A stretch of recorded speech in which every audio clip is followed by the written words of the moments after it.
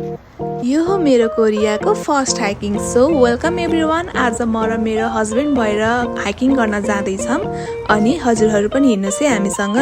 So यो ठाउँ चाहिँ हाइकिङ गर्नको लागि एकदमै फेमस छ र हामी बस्ने घरबाट पनि नजिक पर्नुको कारणले हामी पनि आज हाइकिङ गर्न जाँदैछौँ। हजुरले हेर्न सक्नुहुन्छ यो ठाउँ एकदमै सुन्दर, सफा र शान्त छ। मलाई चाहिँ यस्तो ठाउँहरू घुम्न एकदमै मनपर्छ अनि लकिली मेरो हस्बेन्डलाई पनि यस्तो ठाउँ एकदमै मनपर्छ। अनि हेर्नुहोस् न, हामी हिँडेको आधी घन्टापछि यस्तो राम्रो प्लेग्राउन्ड आउँछ।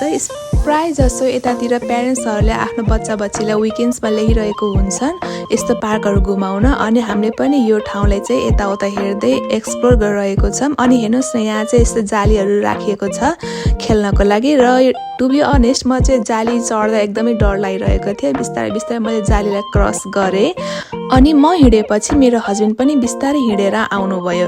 अनि हेर्नुहोस् न साथीहरू, यतातिर कस्तो राम्रो सुविधा कि यतातिर साइडमा चाहिँ एक्सर्साइज गर्ने मसिनहरू पनि राखेको रहेछ। कोरिया सरकार एकदमै एडभान्स छ है, आफ्नो नागरिकहरू फिट हुन्, हेल्दी हुन् भनेर चाहिँ यस्तरी ठाउँ ठाउँमा एक्सर्साइज गर्ने मसिनहरू राखिदिएको छ।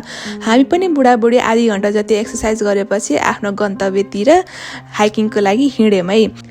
हाइकिङ गरेको 3 घन्टापछि हामी चाहिँ आफ्नो डेस्टिनेसन पुग्यौँ। अनि हेर्नुहोस् न साथीहरू, यो ठाउँबाट यो भ्यू हेर्न पाउँदा त मेरो मनै आनन्द भयो, सबै थकान पनि मेटियो। र यो ठाउँमा हामीले 1 घन्टा जति बिताएर अनि बिस्तारै बिस्तारै घरतिर पनि फर्कियौँ।